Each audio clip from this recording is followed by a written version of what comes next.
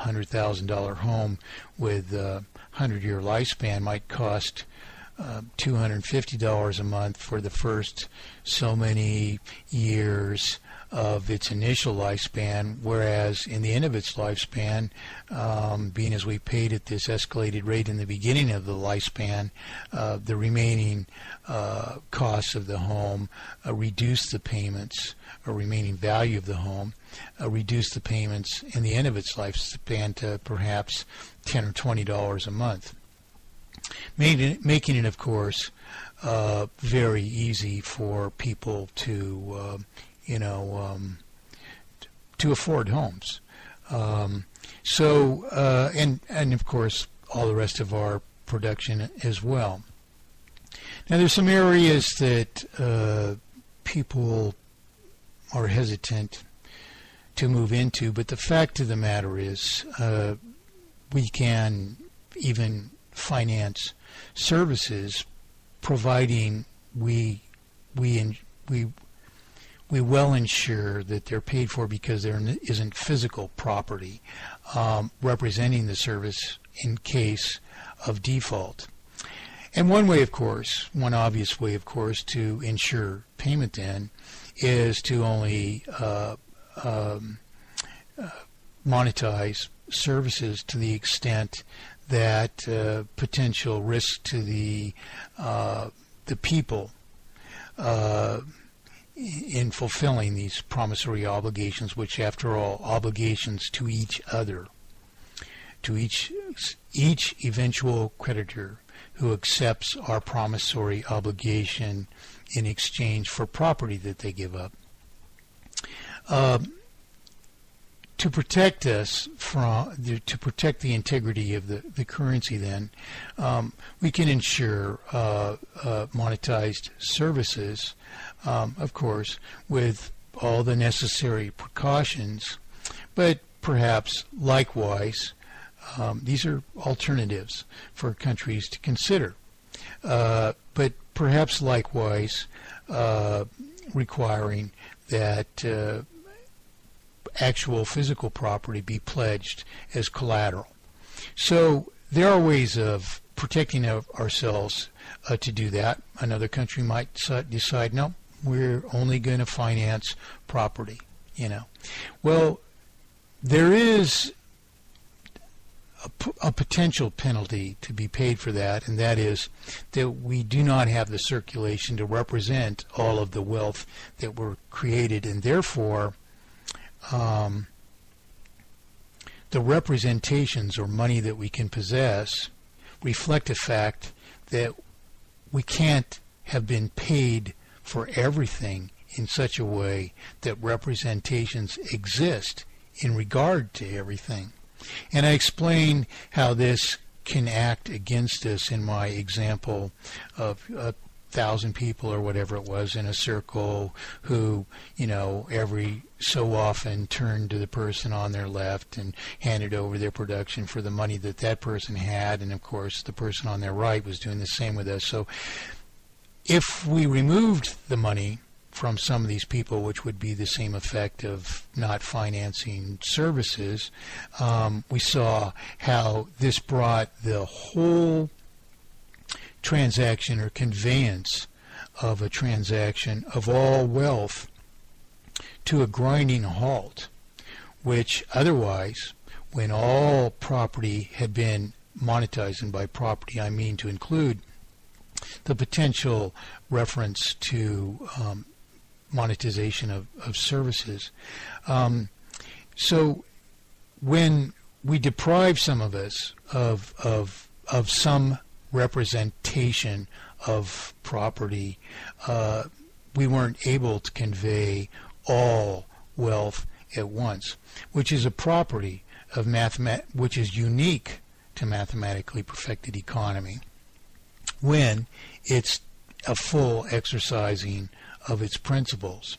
You understand, you're operating on a deflated circulation very much now, but in any case that you do not monetize production. So in truth, when we get down to getting our brain around all of the things that we've discussed in these first 8 introductory programs, which of course I've intended to answer to questions that these countries are raising who are interested in this transformation into mathematically perfected economy for obvious and imperative reasons. The thing to realize is we're not really, in truth, actually, even ever going into debt in mathematically perfected economy. And this is something that, these people who are claiming that money can't be a debt are crying out, but they're plagiarists who don't understand that money does have to be an obligation. And an obligation under mathematically perfected economy, of course, only translates to a debt if it becomes overdue. So, in truth, we are perfectly accomplishing the object of these plagiarists who are claiming that money can't be a debt when they themselves admit, when you press them, that indeed the money does have to be paid out of circulation under all these different conditions that I cite, where we consume of the property. And so they're admitting that these things have to exist. So they come full circle in the end and concur with you, which was an original prescription which, 40 years ago plus, proved a fact of singular solution in all of the things that we've been discussing here. That is, eradication of interest and an obligatory schedule of payment. So that's all that mathematically perfected economy is, and we understand from our example of these people in this circle that it's not this purported idea of this velocity of money which matters. It's always just the volume, because it's sufficient volume of money representative of all wealth, which always allows us to trade the sum of wealth all at once. So that too is an important thing to understand, because it's further proof that mathematically perfected economy solves every curve that you can throw at it. It's been exhaustively tested by the scrutiny and questions of both very intellectual and good-natured people and the worst people as well. So the implementation, in other words, a country's own indecision about how to abide by these principles is really the matter of implementation. In other words, the answers to the questions are before you. Of course, I've given them a tremendous amount of thought over a very long time, and that has given me, of course, much time to come up with creative alternatives of how you might implement mathematically perfected economy, abiding strictly by its principles, but in different ways, in enforcing payment or the integrity of our promissory obligations, in determining the proprietary determinant lifespan, and or determining various proper schedules of payment. So that's all it is, necessarily, is software, data, a means like a debit card of deploying the system, which can take the place of money because it represents the account, and the account is the the doorway through which funds are received and paid. So that's really all there is.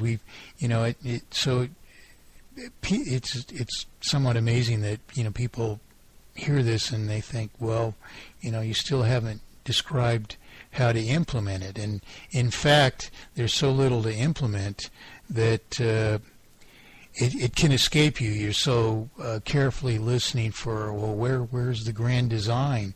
It's already passed you by, and you didn't even notice it. It requires so little to implement mathematically perfected economy effectively. Further questions may exist as to how and why such a betraying government as governments are across the entire world is going to respond and honor our declaration of these rights to mathematically perfected economy and the indispensable further right to absolute consensual representation. Well, if you think about it as I have for so long, when it comes down to it, as my brother said the other day, this is an exhaustive accomplishment of all of these things with a mere stroke of the pen. And yet what people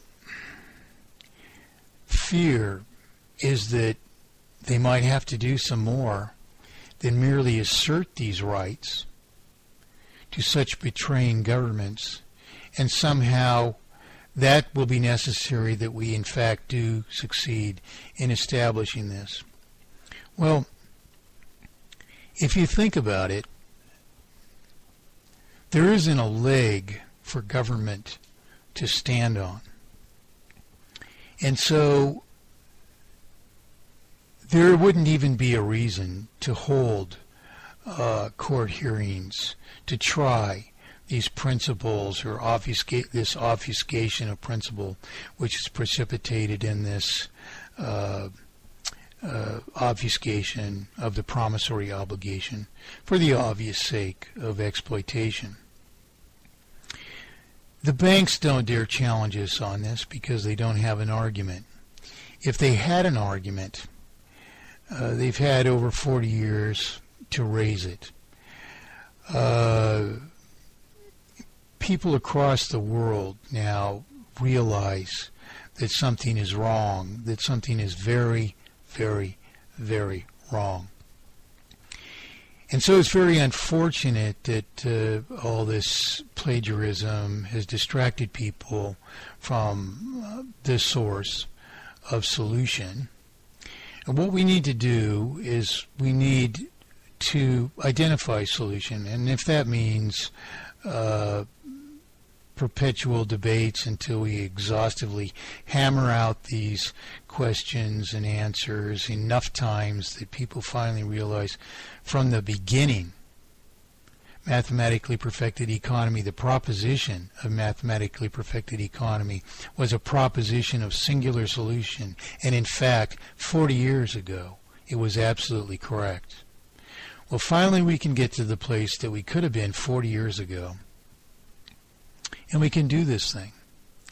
Now, we do have questions, many of us, whether or not the banks